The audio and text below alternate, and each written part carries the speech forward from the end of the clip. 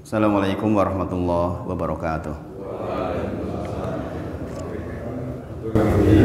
Alhamdulillahi haqqa hamdi nahmaduhu wa nasta'inuhu wa nastaghfiruh wa na'udzu billahi min syururi anfusina wa min sayyiati a'malina may yahdihillahu fala mudilla lahu wa may yudlilhu fala hadiyalah. Asyhadu an la ilaha illallah wa asyhadu anna Muhammadan abduhu wa rasuluh. Allahumma sholli ala sayyidina Muhammad wa ala ali sayyidina Muhammad. Bapak Ibu saudara, kita bersyukur kepada Allah atas nikmat ini. Insya Allah kita memohon kepada Allah agar nikmat ini menjadi sarana agar kita semakin bertakwa kepada Allah Subhanahu wa Ta'ala. Salawat dan salam sekali lagi kita sampaikan pada junjungan kita Nabi Agung Muhammad Sallallahu Alaihi Wasallam. Berharap betul kita termasuk orang-orang yang selalu berada di atas sunnah-sunnahnya, insya Allah. Kita berdoa kepada Allah agar kita termasuk orang-orang yang diberi rasa takut kepada Allah Subhanahu wa Ta'ala. Allahumma qsim lana min khosyatik ma tahulu bihi bainana wa baina ma'asik. Ya Allah, mohon kepadamu agar kami mempunyai rasa takut kepadamu yang dengan perasaan takut itu kami terhalangi untuk berbuat maksiat kepadamu. Wa min ta'atik, dan minta kepada Engkau ya Allah ketaatan ma tubalihuna bihi jannatak, yang dengan ketaatan itu Engkau mudahkan kami masuk ke surgamu. Wa minal yakin, dan saya mohon keyakinan kepadamu ya Allah matuhawwinu bihi alaina masaiba dunya, yang dengan keyakinan kepadamu, keyakinan kepada nabimu, keyakinan kepada agamamu, maka kita akan mudah menghadapi musibah-musibah dunia. Allahumma mati'na bi asma'ina wa absorina wa quwwatina ma ahyaitana. Ya Allah, kami mohon kepadamu, tetapkanlah pendengaran saya, penglihatan saya, dan kekuatan badan saya ma ahyaitana, sepanjang kami masih hidup.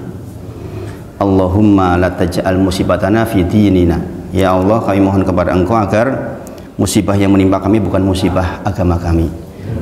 Allahumma la taj'al, ya Allah jangan jadikan dunya akbaru hammana, dunia ini menjadi tujuan besar kami. Mudah-mudahan doa kita didengar oleh Allah. Sambil menghafal nih, itu redaksinya nggak semuanya dibaca, yang penting-penting yang dibaca. Mudah-mudahan Allah dengar dan Allah kabulkan seluruh harapan kita dan doa kita, insya Allah. Insya Allah pertemuan kali ini masih membahas tentang fikih kurban. Mudah-mudahan satu hari ini selesai, insya Allah. Fungsinya apa? Ingat kemarin kita sudah bahas bahwa di antara afatul ilmi an-nisyan, musibah ilmu adalah apa kemarin? An-nisyan. Apa an-nisyan? Lupa. Musibah ilmu adalah lupa. Kita tahu tapi kita menyebut nggak bisa, itu namanya musibah ilmu. Maka kita mengulang lagi. Yang kedua, alasan mengapa kita mengulang lagi adalah betapa banyak orang yang tahu hukum tapi tidak mau melaksanakan. Sebagaimana saya contohkan di minggu sebelumnya, banyak orang yang tahu bahwa lampu merah itu ya berhenti, tapi kenyataannya berhenti nggak? Nggak semua orang berhenti di lampu merah. Alasannya karena tergesa-gesa dan lain sebagainya. Padahal Rasulullah menyebut bahwa al-ajalah minasyaiton. Sungguh tergesa-gesa itu bagian dari setan. Maka kita mengulang-ulang lagi ilmu itu menjadi penting. Itulah mengapa seorang penghafal Quran dinamakan apa kemarin? Hafidh Quran. Kenapa hafidh? Karena hafidh itu artinya penjaga, Bapak Ibu saudara, penjaga Quran. Caranya bagaimana? Diulang, dimurojaah, diulang, dimurojaah, kemudian terus dijaga sambil diamalkan. Maka kita bermohon kepada Allah agar ilmu yang kita bahas pagi ini, meskipun ulangan dan ulangan lagi, tetapi bisa mendorong kita untuk bisa melaksanakan di dalam kehidupan kita sehari-hari, insya Allah. Sudah menjelang ya, insya Allah sunnah di awal bulan Dzulhijjah yang sambutannya tidak semeriah Ramadan, saya lihat ya. Padahal keutamaannya melebihi Ramadan di beberapa dalil. Maka sambutan terhadap awal bulan Dzulhijjah harus sangat baik. Insya Allah di sini tanggal 28 nggih. 28 nggih. Berarti hari Rabu. Berarti tanggal 1 Dzulhijjahnya kapan itu? Tanggal 18. Maka dicontreng itu tanggal 18 mulai berlaku nggih. Ma min ayamin al amalu sholihu fiha ahabu ila min hadhil ayam yakni yaumul asr. Tidak ada hari-hari di mana amal soleh lebih dicintai oleh Allah dibandingkan hari yang 10 mulai tanggal 18. Ambil salah satu. Jangan ada pertanyaan begini, boleh enggak saya sholat idnya 2 kali? Enggak boleh. Enggak boleh. Maka harus salah satu yang diambil.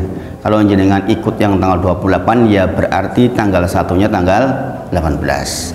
Kalau jenengan mengikuti yang tanggal 29, berarti tanggal 19. Tidak boleh dicampur, nggak boleh ya, karena hukumnya nanti tumpuk-tumpuk.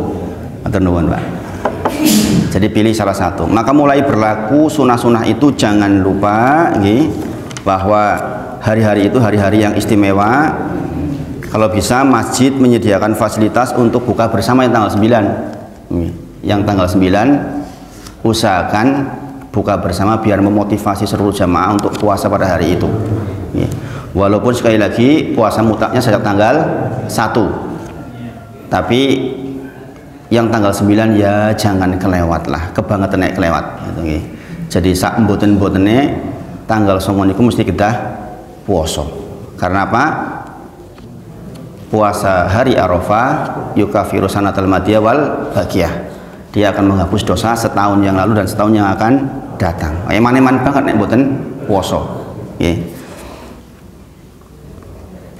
Bagaimana jika puasa Arafah tidak bertepatan dengan wukuf? Enggak masalah. Enggak masalah. Jangan disoal besok ada perbedaan waktu, kemudian satunya enggak bareng dengan wukuf di Arafah. Jangan jadi soal. Ingat Bapak Ibu sedaya, di dalam hal fikih ibadah itu pertanggungjawaban jenengan pribadi, nafsi.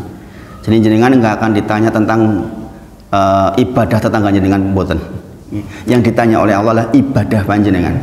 Jadi jangan terlalu kenceng jika ada perbedaan. Sekali lagi ingat yang ditanya oleh Allah itu piye salatmu, piye puasamu, bukan piye salatnya tonggomu, bukan. Ini penting supaya tidak terjadi pergesekan. Kadang-kadang hanya hal-hal kecil terjadi pergesekan, naudzubillah. Nah, jadi Bapak Ibu sedaya, insya Allah untuk tanggal 1 sampai tanggal 9 sudah kita bahas minggu lalu. Tanggal 10-nya tentu saja ma'amilu ibn adam yaumun nahri amalan ahaba illallah azza wa jalla min hiraqatidam.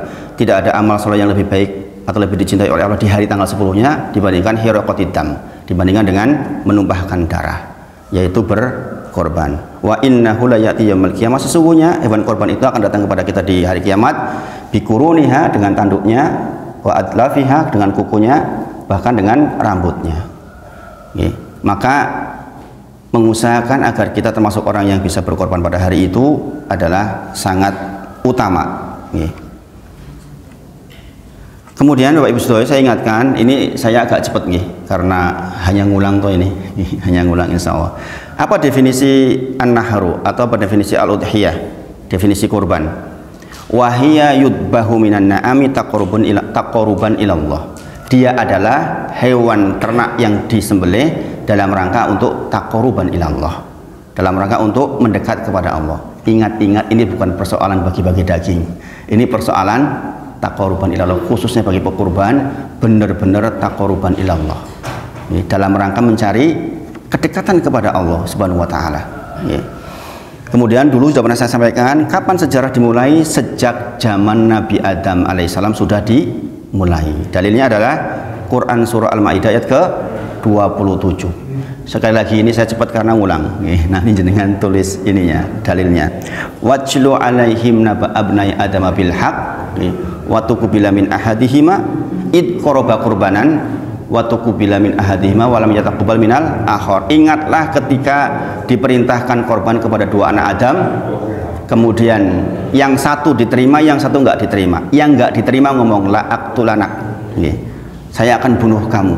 Kata siapa yang bunuh? Siapa? Qabil apa Habil? Yang membunuh Qabil, membunuh Habil. Qala innama yataqabbalallahu minal muttaqin. Sesungguhnya Allah hanya menerima korban dari orang-orang yang bertakwa. Maka bagi panjenengan yang sudah menetapkan berkorban, ingat-ingatlah korban yang diterima adalah korbannya orang yang bertakwa. Tujuannya hanya 3. Yang pertama apa?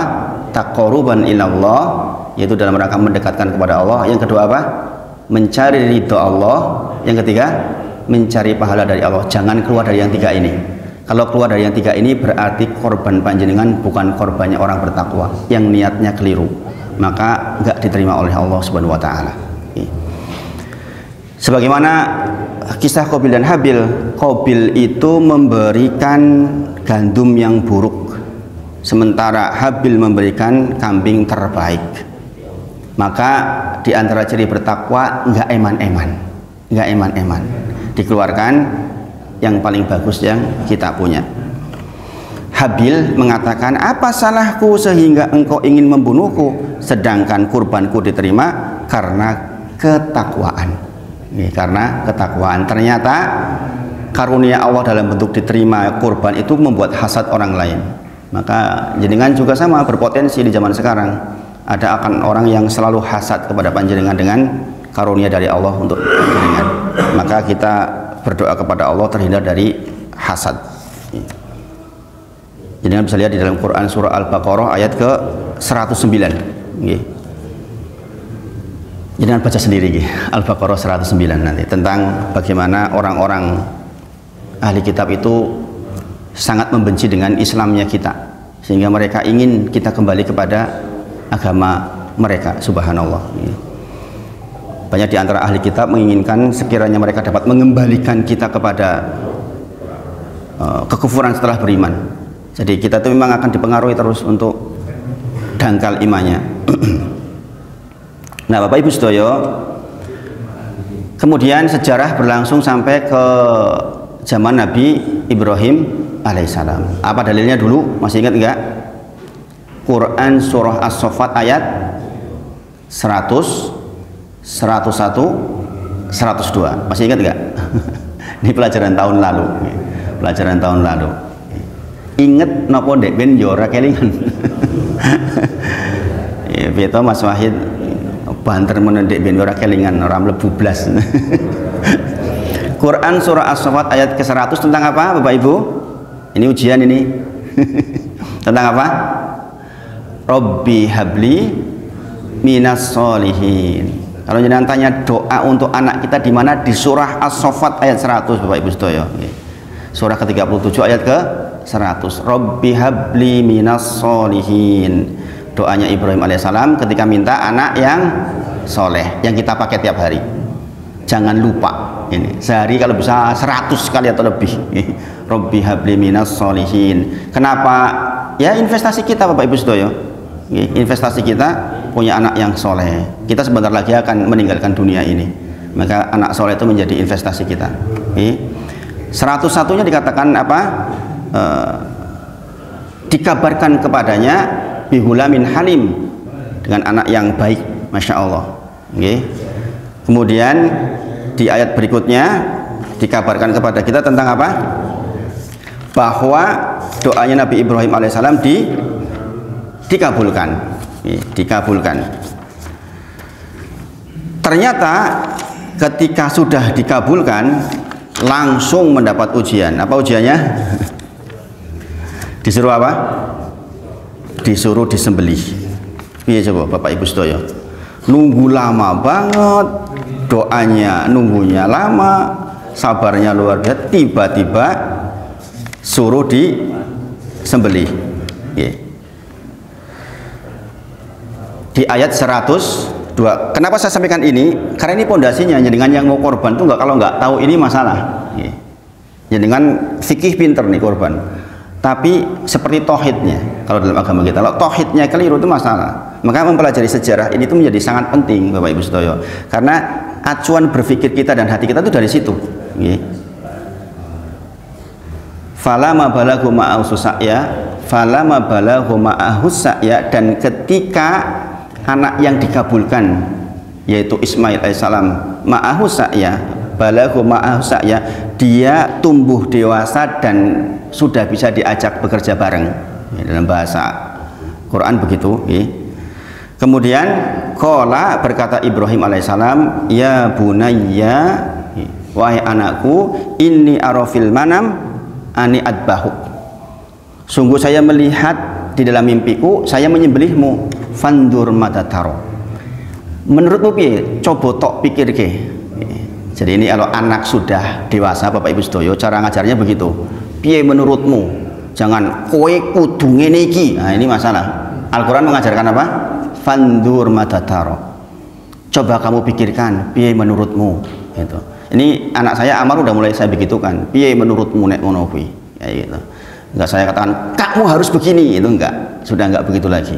Karena sudah hampir 17 tahun. Okay. Fandur madataro, dan ini pelajaran dari Ibrahim alaihissalam. Okay. Kemudian qala ya abatif al matu'mar. Okay. Qala ya abatif al matu'mar. Wahai bapakku, kerjakan apa yang diperintahkan Allah kepadamu. Ini dahsyat ini. Apa sembelih loh ini. Udah dilaksanakan aja. Ini kalau bukan Nabi ya nggak bisa begitu. Maka kemudian satajiduni insyaallahu minas sabirin. Insyaallah engkau akan menemukanku dalam kondisi sebagai orang yang sabar. Insyaallah. Maka kalimat insyaallah ini menjadi penting. Jangan panjenengan mengatakan bu ngenjang jenengan badhe tindak hajat mboten hajatan mangkat. Ah itu keliru. Insya Allah saya berangkat. Karena hukuman besar bagi orang yang tidak mengucapkan insya Allah ketika mempunyai sebuah rencana. Jikalau Allah menghendaki, insya Allah saya berangkat. Demikian juga kata Ismail, satajiduni insya Allahu minas sabirin. Udah dilaksanakan saja disembelih, insya Allah engkau akan menemukanku sebagai anak yang sabar. Nah Bapak Ibu sedaya, ini pelajaran penting. Satu dari Adam alaihissalam, yang kedua dari Ibrahim alaihissalam dan Ismail alaihissalam tentang pondasi kurban kita. Jadi dibalik fikih yang ini itu pembagian daging dan lain sebagainya, ketahuilah itu pondasinya supaya panjenengan diterima kurbannya. Karena apa? Kalau fikihnya luas Bapak Ibu sedaya, ada banyak perbedaan pendapat. Jadi sekali lagi, an-nahru al-udhiyah adalah wahiyya yudbahu minan na'ami taqruban ilallah, adalah hewan ternak yang kita sembelih dalam rangka untuk taqruban ilallah. Jangan lupa bagian itu. Maka doanya minka walaka. Ini darimu dan untukmu. Bukan dari kita. Hartanya kita, tapi dari Allah juga. Sebagai bentuk bahwa kita tahu betul ini dari Allah Subhanahu wa taala. Kemudian definisi mampu menurut syariat. Dulu udah pernah saya bahas ini. Definisi mampu, yaitu mempunyai uang cukup untuk membeli hewan kurban. Hayo Thomas, maksudnya orang cukup kepiye? Nah, masalah cukup ini ukuran syariat maksudnya. Ini bukan cukup ukuran kita. Yang kedua, mempunyai uang untuk menafkahi keluarga beserta orang-orang yang ditanggungnya selama hari-hari penyembelihan 10, 11, 12, dan 13. Hari nahar dan hari tasyrik. Jadi kalau ada orang punya uang cukup untuk 4 hari, misalnya satu hari jenengan kebutuhannya 500.000, kemudian jenengan punya uang 2 juta, kemudian jenengan masih punya sisa uang untuk beli hewan kurban, maka termasuk terhitung mampu secara syariat gitu. Jadi nanti takmir, Pak Pardi mencatat berapa kakak di wilayah Gunung Sempu ini yang mampu. Takoni pripun Bu jenengan teksi gada arto mboten. Ah wis kumpul saiki Mas, wis finish gitu. Belum finish ini. Belum finish, masih bisa. Nanti setelah jenengan mendengarkan ini, nanti jenengan tiba-tiba jadi mampu insya Allah. Hitungan mampu, hitungan mampu. Dulu udah pernah saya sampaikan juga. Yang pertama, boleh betina. Walaupun ini harus tanya kepada dokter hewan. Di Indonesia ada peraturan, peraturan tidak bolehnya menyembelih hewan betina. Yang dokter hewan ada nggak di sini? Setahu saya memang ada peraturan jika menyembelih yang betina didenda, didenda. Tapi sekali lagi, secara hukum syariat dibolehkan, dibolehkan. Kenapa betina lebih murah? Lebih murah. Dalilnya adalah dari Ummu Kursin, hadis riwayat Ahmad dan Nasai. Anil hulami syatani, untuk laki-laki 2 ekor. Ini tentang apa ini? akikoh. Wa an al-jariyah syatun, sedangkan untuk perempuan satu. La yadurrukum dzukronan kuna am inasah, enggak masalah baik itu betina maupun jantan. Maka ini menjadi dalil bolehnya berkurban dengan betina. Sekali lagi, ini untuk menghitung batasan minimal kemampuan. Yang pertama boleh betina. Jika akikoh boleh, maka kurban pun boleh betina. Sekali lagi, mengikuti aturan lingkungan. Di sini boleh nggak sih betina, Bapak Ibu sedaya? Belum pernah. Belum pernah. Maka sekali-kali pernah nggak apa-apa.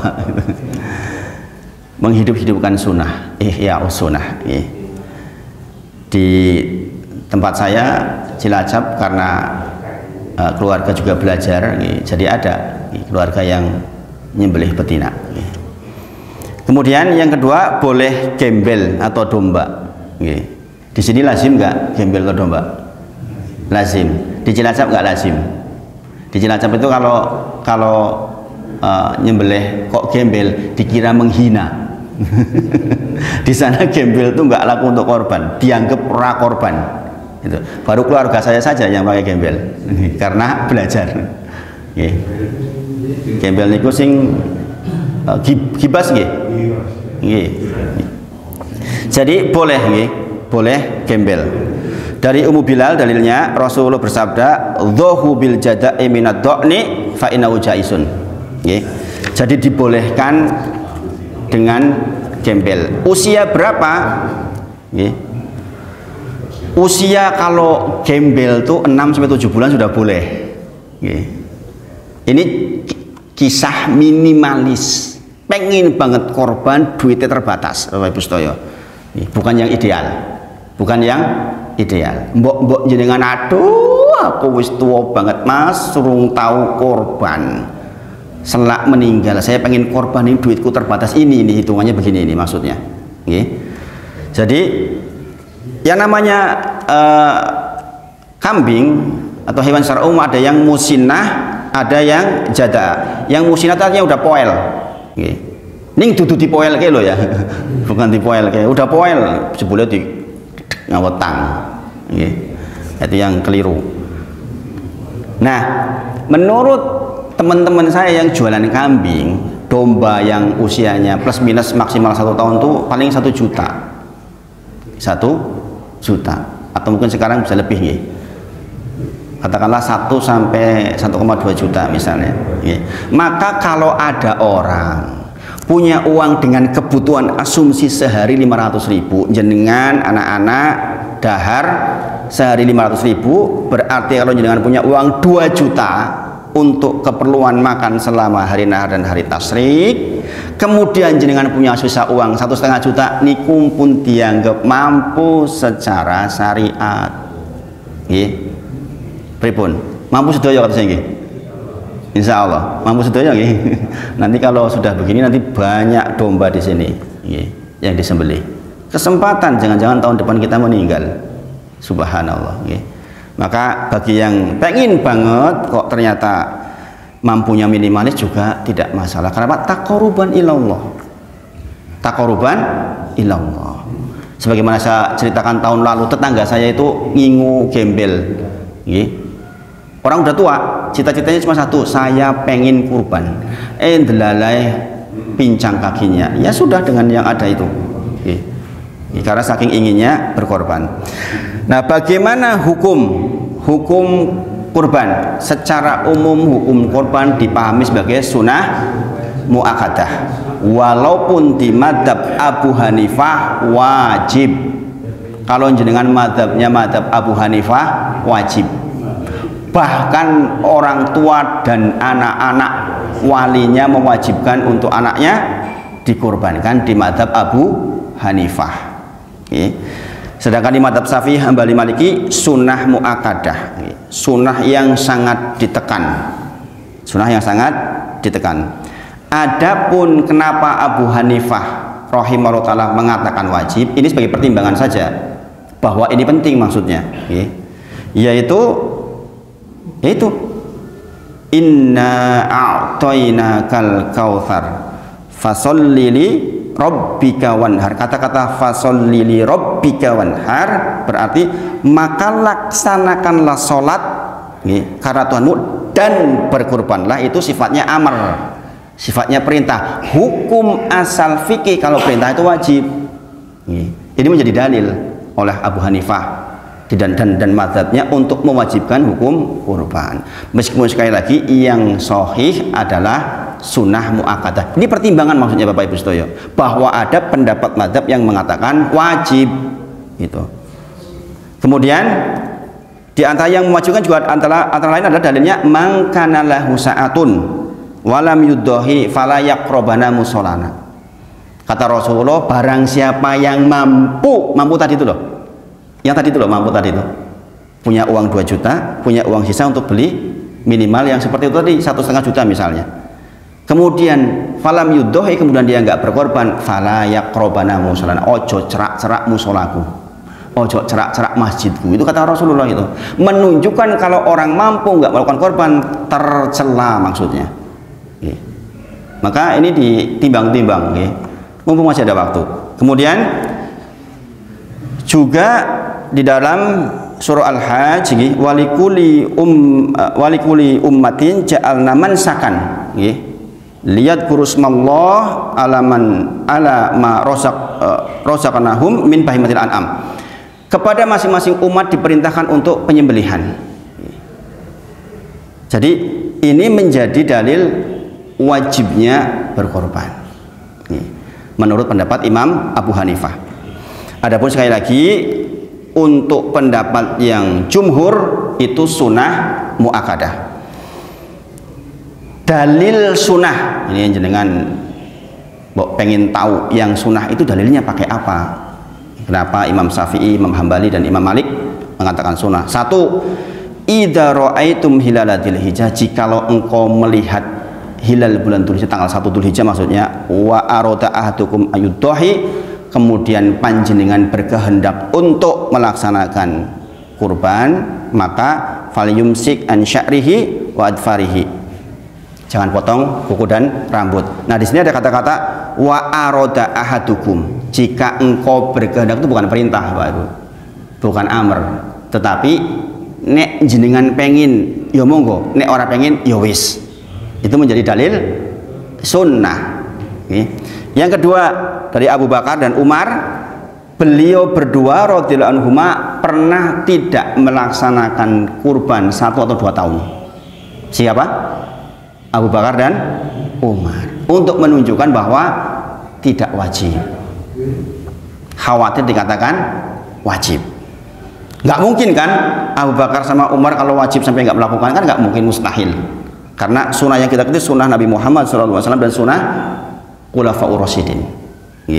Kemudian yang ketiga, ini yang sangat jelas menunjukkan sunnah, yang menika salasatun hunna alayya faridotan wa hunna lakum tatawuan. Ada 3 hal yang wajib buatku dan sunnah buat kalian. Apa saja itu? Masih ingat? 3 yang wajib bagi Nabi Muhammad SAW, sunnah untuk kita apa saja? 1, al-witru, sholat witir. Ini wajib bagi Nabi Muhammad SAW. Bagi kita sunnah. Nah ini penting catatan. Bagi Rasulullah apa? Wajib. Bagi kita apa? Sunnah. Maka usahakan tuh gitu. Ini karena Rasulullah khawatir saja jadi wajib. Karena bagi Rasulullah wajib, kita juga mengusahakan Bapak Ibu Sedoyo. Makanya sering saya sarankan sebelum tidur kalau bisa sudah witir. Jangan sampai tidur nggak witir, khawatir tangine wis adzan subuh ora sempet witir, kan rugi banget. Kemudian yang kedua adalah wan nahru, yaitu berkurban. Yang ketiga washolatu duha. Sholat duha itu wajib bagi Nabi Muhammad SAW, sunnah buat kita. Maka sholat duha pun diusahakan. Nah ini 3 dalil yang menunjukkan bahwa sunnah. Bapak Ibu Sedoyo, jenis ibadah secara umum ada yang tahunan, ada yang bulanan, ada yang mingguan, ada yang harian. Tahunan apa? Ini kurban tahunan. Tahunan, bukan seumur hidup sekali ya. tahunan. Maka jangan mengatakan dek ben keluarga wis kok, bapak wis, ibu wis, anak wis, rampung wis ora kurban meneh, bukan nggih. Tahunan berulang nggih. Aku wis kabeh kok sak keluarga, bapakku wis, anakku wis, yo wis toh. Nah itu keliru Bapak Ibu sedaya. Ada yang bulanan apa? Puasa Ayyamul Bid, mingguan sholat Jumat, harian sholat 5 waktu. Nah, yang namanya kurban ini tahunan, berarti berulang. Sebagaimana perintah sholat berulang, fasholli li rabbika wanhar. Karena sholat juga berulang, maka an-nahru pun berulang. Kemudian kurban ibadah keluarga. Jadi kalau satu keluarga, satu orang sudah kurban, itu sudah mencukupi untuk satu keluarga sesungguhnya. Ini karena waktunya terbatas, nggak saya bacakan dalilnya detail. Tetapi kepemilikan atas hewan kurban itu satu, yang lain hanya gugur sunnah mu'akadahnya. Maksudnya udah tak tertuntut lagi sunnah mu'akadahnya. Kalau sudah ada satu keluarga yang kurban, maka yang lain pun tidak tertuntut lagi sunnah mu'akadahnya. Sudah dianggap sudah ikut korban, pahalanya dapat. Walaupun ada pendapat yang mengatakan pahalanya nggak dapat karena sunnah kifayah, sebagaimana orang sholat jenazah yang dapat pahala yang sholat, yang lainnya nggak sholat kan nggak dapat. Tetapi ini dibantah oleh mazhab yang lain bahwa enggak, tetap dapat seluruhnya untuk korban. Jadi jangan khawatir kalau sudah ada yang korban satu keluarga, satu minimal aman. Kemudian persoalan kepemilikan, satu kambing untuk satu orang, satu sapi untuk satu orang atau 7 orang, satu onta untuk 10, 7 atau 1 orang. Begitu ya. Jadi kalau kambing berdua nggak boleh, urunan yang sekolahan, bocah 40, itu nggak boleh. Itu namanya belajar kurban. Instansi A, PTA berkurban sapi, karyawan ngumpul ke wong 100, itu bukan berkorban, itu latihan korban. Kemudian keikutsertaan, keikutsertaan maksudnya siapa saja keluarga yang sudah diikut, yaitu yang ditanggung oleh pekurban dan satu atap, Sekali lagi, yang satu atap dan dia harus kerabat. Kemudian syarat sekarang, syarat Islam pasti, sebagaimana saya contohkan di tempat saya itu orang non Islam ikut korban. Kenapa? Banyak pabrik itu kebanyakan yang punya non Muslim, wong Londo, wong Cino, itu pada ikut korban. Untuk apa? Untuk pager mangkokan. Tahu pager mangkokan ya? Pager mangkokan itu jogo-jogo nih lingkungan. Nek di dalam tanda kutip disogok nganggo sapi kan yo orang kakean ngomong. Kira-kira tujuannya hanya itulah, nggak ada yang lain. Nah, yang seperti itu tidak sah korban untuk mereka, maka tidak atasnamakan kaum muslimin biasanya. Jadi sekali lagi, jangan dikira orang non Islam pada nggak korban, ikut korban biasanya, meskipun karena alasan seperti itu. Kemudian merdeka, balik, berakal dan mampu. Nah, di mazhab Hambali, balik dan berakal tidak menjadi syarat, tetap pokoknya isi cilik ya wajib. Itu di mazhab Hambali. Sedangkan mazhab yang lain mensyaratkan itu. Syarat hewan kurbannya ada 4, al-maridu, al-bayin, mariduha, yang benar-benar sehat.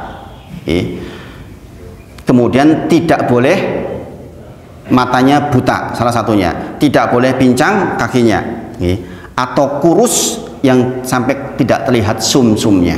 Itu enggak boleh. Menjadi tanggung jawab siapa ketika sudah dibeli? Jenengan beli, datang ke tempat hewan sehat, kemudian diantar ke tempat jenengan seminggu sebelum kurban, kemudian ternyata jenengan terima dalam kondisi kakinya pincang, bagaimana? Tadi kan kakinya pincang nggak boleh, buta satu nggak boleh. Ternyata ketika datang dalam kondisi buta satu atau kakinya pincang, bagaimana? Dilihat siapa yang ceroboh. Kalau yang ceroboh pengantarnya sah, jenengan tidak perlu ganti. Tapi begitu datang sehat kemudian 3 hari pincang di bawah kepengurusan jenengan, maka wajib diganti. Saya dipahami sampai di sini. Ini konsekuensi atas syarat hewan kurban. Maka berhati-hatilah ketika sudah terima hewannya, dijaga. Makanan juga harus bagus. Di tempat saya itu sampai ada yang saya punya dedek nih banyak nih, gitu. Diumumkan di grup supaya yang jagain hewan itu rada longgar. Ada yang urun rumputnya, begitu. Saking khawatirnya nanti tidak sehat ketika dikorbankan. Doa penyembelihan saya kira nggak perlu saya ajari, nanti yang menyembelih yang ahli. Kemudian yang berikutnya hak pekurban. Asalnya hewan kurbannya milik pekurban. Di dalam Quran surah Al-Hajj ayat 28 menunjukkan tentang wa kulu minha wa at'imu, makanlah sebagian dan bagikanlah atau beri makanlah sebagian ke yang lain. Nah, ini menjadi dalil tentang bolehnya sepertiga. Sahihkah dalil ini? Dengan bertanya-tanya enggak? Apakah sahih membagi sepertiga? Sebenarnya semuanya lemah. Dalil terkait dengan sepertiga semuanya lemah sebenarnya. Maka di Lajnah Daimah di Arab Saudi itu nggak selalu dengan hitungan sepertiga, tapi karena lazim di Indonesia sudah seperti ini, walaupun lemah tetap dipakai, tidak masalah. Kalau di Lajnah Daimah itu dimakan, kemudian fakir miskin, kemudian kerabat untuk mempererat silaturahmi, tetangga dalam rangka berbuat baik, saudara muslim lainnya untuk memperkuat ukhuwah. Yang kemudian yang tiga ini dibuat sepertiga, maunya kerabat, tetangga, saudara muslim, itulah yang kemudian diambil kesimpulan sepertiga, yang sering kita sebut sebagai hadiah misalnya. Makanya memberikan kurban kepada orang kaya itu boleh dengan dalil ini. Bedanya apa kemarin? Kalau orang miskin itu tamlik, kalau orang kaya bukan tamlik. Orang miskin itu diberi haknya penuh, boleh dijual, boleh diapa-apakan, dihibahkan boleh. Tapi kalau untuk orang kaya enggak boleh. Hanya sekedar untuk dimakan dan disuguhkan. Jadi enggak boleh kalau jenengan terkategorikan orang kaya. Nah, kaya di sini maksudnya apa? Orang yang tidak berhak menerima zakat. Itu orang kaya namanya. Maka ketika pada posisi seperti itu jenengan tidak boleh menjadikan daging kurban untuk dijual, walaupun saya nggak butuh, saya kasihkan ke orang miskin kemudian dijual, nggak boleh. Nanti terjadi monopoli daging. Sekali lagi, kepemilikan untuk jenengan yang dianggap mampu itu adalah kepemilikan yang tidak penuh, maka tidak boleh dialihkan ke pihak lain pun yang tujuannya untuk dijual. Aku masa orang duwe tak kayaknya kue kemudian dijual sama dia, nggak boleh, karena bukan tamlik. Kemudian, nah bagaimana sekarang kalau didistribusikan dalam bentuk kaleng-kaleng, boleh nggak? Pak Parti mungkin lebih paham di Depak itu. Para ulama menyebutkan bolehnya diolah dalam bentuk seperti itu ketika di lingkungan sekitar sudah mendapatkan haknya semua. Jadi jangan sampai terjadi begini, aku korban kene iki marai manes, panitia niki malahan dilemparnya diora ora karo-karuan kene kurang. Nah, ini nggak boleh. Ada keluhan ke saya masalahnya itu loh Pak Ustadz, di sini aja masih kurang, tahu-tahu dilempar ke sana kemari, yang dilemparnya ke desanya itu loh, desanya takmirnya itu loh. Nah, itu kan malah takmirnya jadi kena, itu jadi masalah. Jadi dikira nepotisme, dikirim ke sana semua, subhanallah. Maka jikalau mau mendistribusikan dalam bentuk dalam bentuk lain ke tempat lain itu harus dipastikan lingkungan clear dulu. Lingkungan ring pertama, ring kedua, ring ketiga sudah clear dulu. Oh wis mas ning kene wis kabeh kok. 100 kakak yang kurban 90 kakak gitu. Sing ora kurban malah itu oke banget. Gimana? Kalau nggak dikeluarkan kan begitu. 1/3 untuk berkurban, berarti yang 2/3 untuk yang tidak kurban. Oke man sing ora kurban malahan. Paham? Ini maksudnya konsekuensi atas distribusi di luar itu seperti itu maksudnya. Jadi dibolehkan didistribusikan secara tunda untuk lebih memperluas nilai manfaat. Karena kenyataannya Bapak Ibu sedaya, saya kasih kabarkan jenengan bahwa di kampung-kampung itu banyak yang satu kampung itu paling cuma kambing 3. Di Cilacap tempat saya itu masih seperti itu, yang kurbannya paling beberapa keluarga saja sampai hari ini. Jadi kalau jenengan di sini menerima daging kurban kok lebih sekorong kilo, berapa di sini biasanya? Berapa Pak Parti? Rata-rata 1 kiloan. Jenengan jangan bayangkan di kampung cuma on-onan, rong-on paling. Wis hebat banget itu. Subhanallah. Maka kalau jenengan di sini kok memang sudah berlebih betul, ya dilemparkan ke tempat lain lebih baik untuk menambah manfaat. Nggih.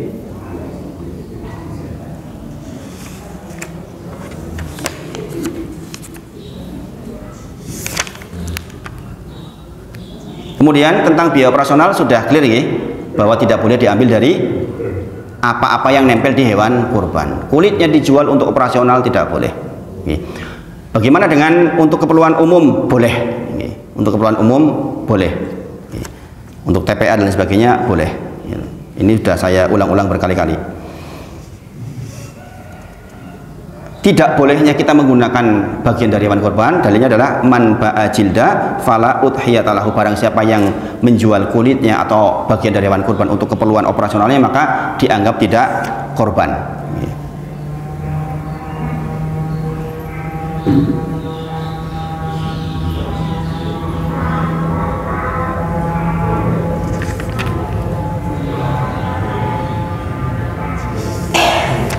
Menyembelih untuk orang mati boleh, Bapak Ibu? Boleh enggak? Menyembelih untuk orang mati, Bapak panjenengan belum korban dulu, kemudian jenengan mau nyembelih untuk Bapak, boleh enggak? Ada 4 pendapat. Kalau jenengan madhabnya Syafi'i, jenengan madhabnya apa? Madhab campur-campur. Ada yang ngotot banget, saya madhabnya Syafi'i piye? Kalau di madhab Syafi'i, Bapak Ibu sedaya, ibu-ibunya pakai cadar, wajib itu di madhab Syafi'i itu, wajib. Yang paling keras terhadap cadar itu ibu-ibu, itu madhab Syafi'i. Di madhab Syafi'i tidak perlu disembelihkan kalau nggak ada wasiat, nggak perlu. Kalau bapak dulu nggak wasiat, maka nggak perlu disembelihkan untuk korban. Menurut madhab Syafi'i, dan keras ini. Imam Nawawi juga mengatakan tidak perlu kalau tidak ada wasiat. Madhab Malik makruh tanpa wasiat, boleh ning makruh menurut madhab Malik. Kemudian madhab Hanafi boleh, tapi dagingnya harus dikeluarkan semua, nggak boleh dimakan. Madhab yang paling longgar madhab Hambali, yaitu di Arab Saudi, boleh, dan pembagiannya bisa seperti yang umum, sepertiga begitu. Jadi mau pakai madhab mana kalau begitu? Mau madhab mana? Saya ini madhab Hambali lah. Nah itu yang saya bilang, sebenarnya semua orang itu ya bermadhab. Kalau tidak pakai madhab, ya berarti madhab yang kelima madhabnya tidak bermadhab atau madhabnya campur-campur. Bolehkah seperti itu? Boleh. Kitab ini nih, kitab tentang sholat Nabi ini nggak bermadhab ini. Karena apa? Dicari yang paling sohih gitu tok dalilnya. Seperti Tarjih Muhammadiyah. Seperti Tarjih Muhammadiyah. Jadi sekali lagi, kalau jenengan mau melaksanakan bapak panjenengan, silahkan. Bagaimana orang yang belum akikoh, bolehkah kurban? Boleh. Akikoh itu sunnah muakkadah buat siapa? Buat bapak kita, bukan buat kita.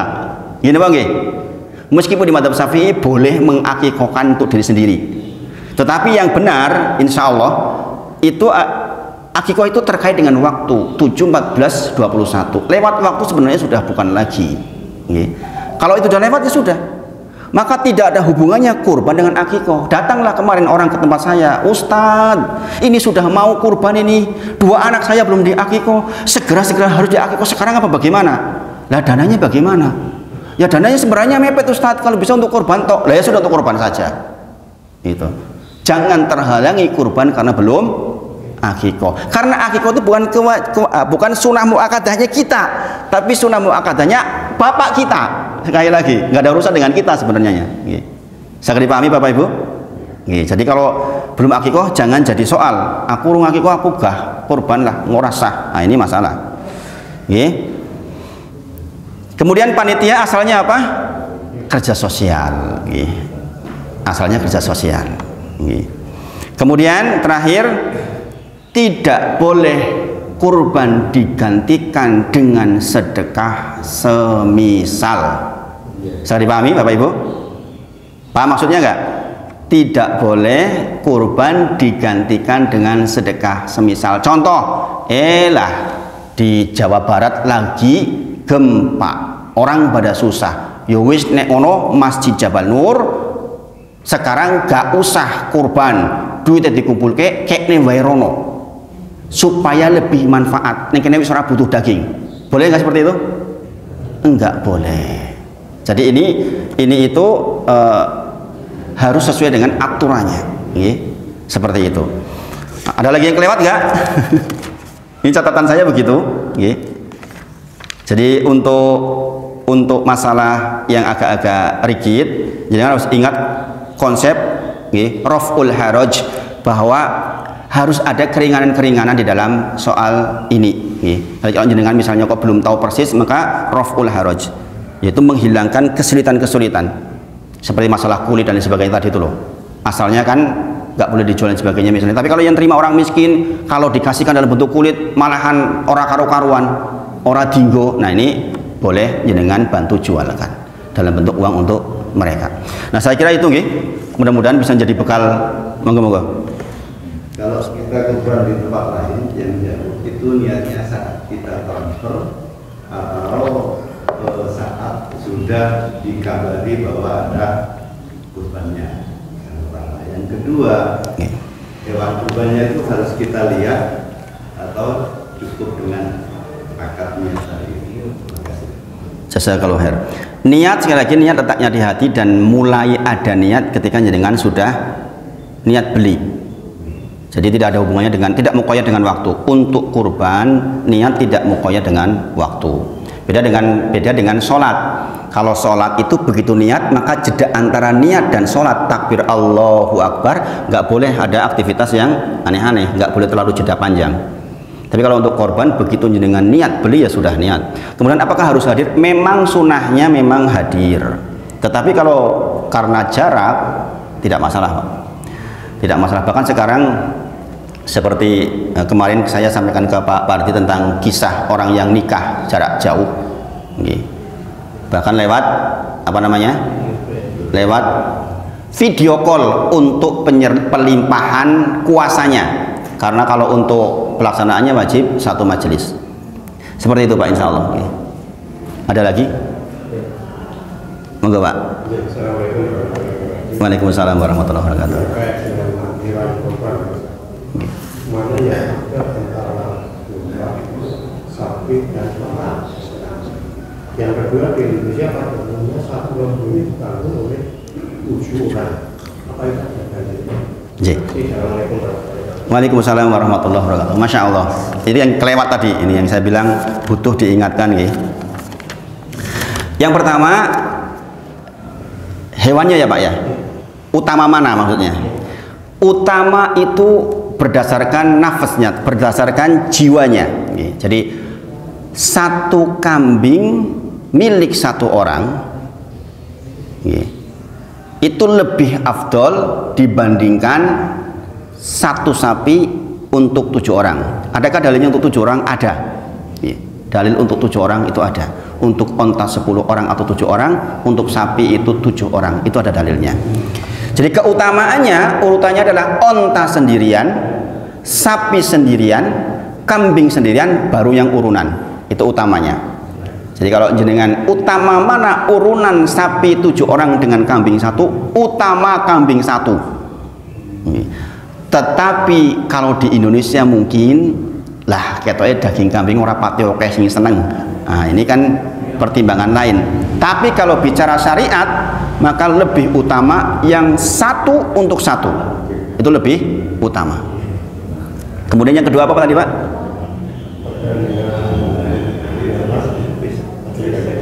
Lupa. Yang pertama hewannya. Oh, ada dalilnya atau tidak? Ya, ada, dalilnya ada. Dalilnya ada, itu kisah beberapa sahabat tentang bagaimana korban pada zaman Rasulullah SAW. Maka dikatakan kami berkorban bersarikat untuk bakorotin 7 orang. Nah itu kata-kata makanya diberikan betina di situ Pak. Bakorotin itu kan maksudnya kan sapi betina, bukan bakorotin, menunjukkan sapi betina. Dan itu ada dalilnya lengkap. Saya tidak sebutkan detailnya karena waktunya. Intinya dalilnya lengkap, insya Allah. Ada lagi? Ibu-ibu mau tanya bingung jauh nih. Nah, saya kira itu untuk pagi ini, mudah-mudahan bermanfaat. Kita tutup dengan kafaratul majlis. Jangan lupa sebelum berdiri jangan berdoa kayak tadi itu, doa di awal untuk kebaikan kita. Kita tutup dengan kafaratul majlis. Subhanakallahumma wa bihamdika asyhadu alla ilaha illa anta astaghfiruka wa atubu ilaik. Wa akhiru da'wana alhamdulillahirabbil alamin. Assalamualaikum warahmatullahi wabarakatuh.